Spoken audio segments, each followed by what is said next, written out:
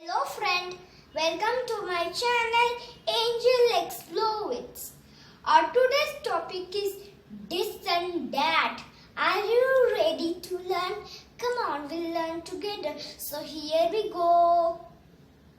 Object is one and far we should write that. If the object is one and near we should write this. I'll show you some examples. Look, ice cream is near or far? It's far. So we'll write that. Look, this duck is near or far? Near. So we'll write this. Look, this sand is near or far? Near. So we'll write this. Look, this elephant is near or far? Far. So we'll write that.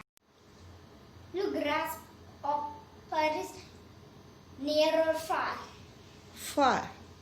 So we should write that. Look, dog is near or far? Near.